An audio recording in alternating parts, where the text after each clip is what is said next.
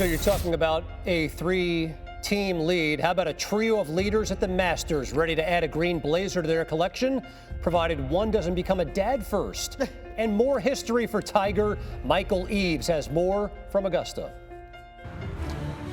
2 rounds in the books here at Augusta National. 2 more to go before we crown a champion of the 88th edition of the Masters. But the most important player so far has definitely been Mother Nature the first 2 days, setting up an even greater challenge than normal for the best players in the world. Michael Eaves alongside Andy North once again here from Augusta National. And Mother Nature gave us 2 completely different golf courses from Thursday to Friday and had the best players in the world just trying to figure out how to get around.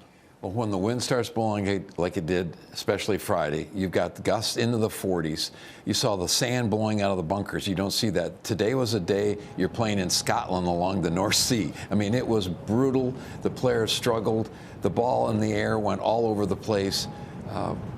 Guys backing off, getting back over it, backing off. You saw some crazy things. It was fun, it was exciting, and it was miserable if you're the guy out there trying to get it done. It was miserable for the competitors, and every guy I talked to when they were finished, they said they just wanted to be off the golf course and inside. And that included the overnight leader, Bryson DeChambeau, who shot a 7-under 65 in his open round, lowest round he's ever shot here at Augusta National, and trying to add to that lead and taking advantage of the par 5s, but this one was way up into the trees. He hit it deep into the woods, and from there he had no option other than go down the 14th fairway.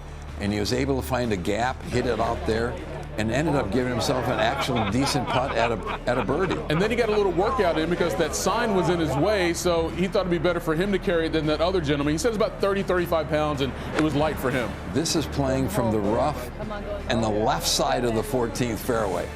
And he plays a fantastic shot. This is a hole location that's in a little teeny plateau in the back left of the green. It's a hard shot with a pitch from just short right of the green. He hit a great shot in there and had a good putt at birdie. And this is a putt here on the 13th to get to 8 under par. He would drop a couple shots coming in, but 6 under, 1 over 73 for his second round. Max Homa playing alongside Tiger Woods the first 2 days. He completed a very good round this morning to put him right in the hunt, Andy. Well, he was really in control of his golf ball, probably more so than any player out there on Friday. Shot after shot, hit 15 greens in that wind in regulation. That's unthinkable. Really got everything he could get out of it. And here's an unbelievable putt he made at the 4th hole. Big breaker from left to right. Hit a 5-wood onto this par 3, just hoping to get it on the green. Figured he'd take 3 and run. Knocks it in. That's like stealing.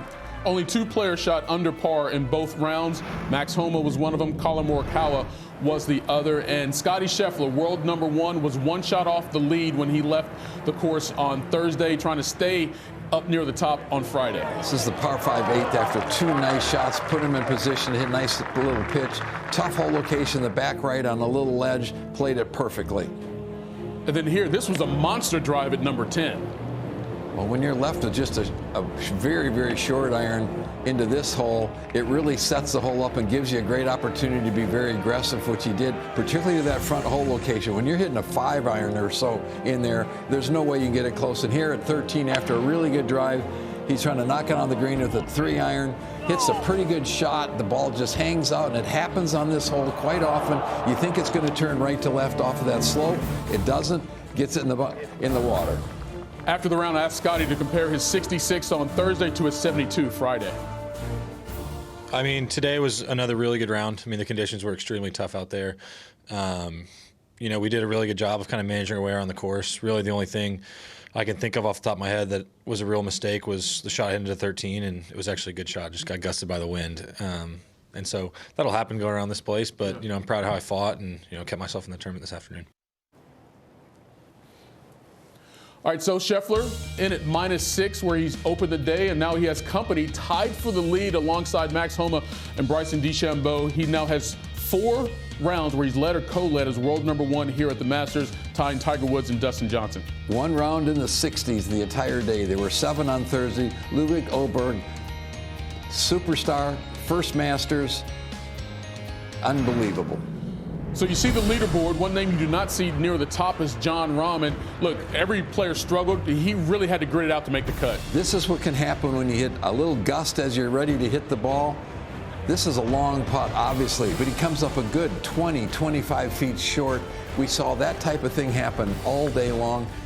We talk about how hard it is to hit the golf ball when it gets up in the air and you don't have any control over it, but putting sometimes is even more difficult. Here's another example of Rory at the top 11th. He hits what he thinks is a pretty good shot. He's trying to hit it down a little bit lower than normal. Augusta gets it, takes it dead left, 25 yards short right into the penalty area. So Rory having his struggles as well. He shot a 5 over 77, but +4. He did make the cut. He and the defending champion, John Rahm, both play the weekend, but they clearly have a lot of work to do. Thursday, players shot a combined 76 over par. That might seem like a high number until you consider that on Friday, players combined to shoot a massive 325 over par. And round 2 alone, scoring average was 75, highest in a Masters round in nearly a decade. It was a tough day. It was a tough golf course, and Tiger Woods was out there playing pretty well. Coming up a little bit later here on SportsCenter, we'll talk about his day, which was long, but also the history he made and how he feels about that history at a place that made him a superstar in 1997. It was a full day of golf Friday at the Masters, especially for the players who were unable to finish their opening round on Thursday. And that included Tiger Woods, and not just a lot of golf, but a lot of wind he was dealing with, as was the rest of the field here on the second day of the Masters. Once again, joined by Andy North, I'm Michael Leaves, and that was the question, Andy, for Tiger Woods. He had to come back out Friday morning to play 5 additional holes to finish his first round before playing the full 18 in the second round. I had 2 major questions before he started this week. One, was his short game going to hold up? Was it good enough? He hasn't been playing enough competitive golf. And 2, did his body hold up? So far, he's done great both ways. He was out on the practice area at 6:45. The sun had yet to rise. Resuming his first round, he said he got around 3 hours of sleep before he had to start preparing. We go to the second round. Here he is on second shot on 3. Yeah, this is a front right hole location. Very difficult to get it close. Beautifully controlled pitch and spin to leave himself a very difficult 7 or 8 footer side hill putt that he knocked in for the first birdie of the day. When he finished his first round, he was at 1 over. That got him back to even. Now here at 4 for par. It's out to the right. It's a putt you think is going to go left. It just didn't. So that's 2 days in a row he's made bogey at the par 3 fourth. So we jump ahead to the 6. He's now at 2 over for the tournament. His second shot here, and we saw some really good short game from him on Thursday. But this is really critical. He left it below the hole where he had a chance, and he just come off a bogey to be able to chip that one and sort of get some momentum going back again. And so here at the par 5 15th, best shot of the day. Wind swirling all over, going in there with a fairway metal. Scary shot. You hit it up in the air, you've hit it solid. You don't have any idea if it's going to land 20 yards over the green or in the middle of the pond. Beautiful shot, 2 putt for birdie. So that got him to 1 over. And then we go to the 18th. His approach shot was a little short and left. He was absolute conducting a master class on the second 9 of how to get the ball around when the conditions were tough and you probably didn't have your best stuff. Beautiful pitch, leaving this short putt, and he stood over it for a long time, backed off it. The sand was blowing out of the bunkers, knocks it in. That ends up being a 72. Only 8 players for the day shot a better score than that. So he makes the cut at the Masters for the 24th consecutive time. He owns so many records here at Augusta National. You add that one to the list and look at the guys that he shared that record with prior to the weekend. Fred Couples, Gary Player. This is also the first time Tiger's been inside the top 30 through 36 holes of any tour event since the Masters 2 years ago. And after his round, I asked him about the perspective of making 24 consecutive cuts. Well, I've been lucky enough to have been able to play this event for all these years, and I did miss a cut when I was an amateur. But, yes, I did. So now, but as a pro, I've done well, and it's just an amazing aura that Augusta National has, and I've been lucky enough to have been coming here since I was 19 years old.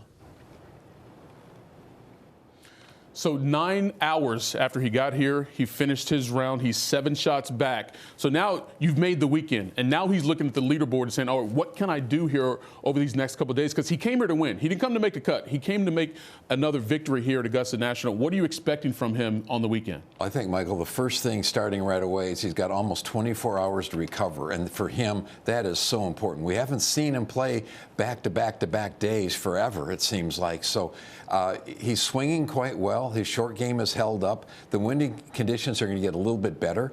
You know, it's going to be fun to see. It would be awesome. Get him out there maybe 2 or 3 under early in the first 9 rounds, see what happens. Yeah, he did say he was going to send Fred Couples a little note, by the way, now that he owns that record by himself. But we will see Tiger Woods on the weekend once again here at Augusta National. Just the second start he's made in 2024. Was not able to complete 4 rounds in L.A.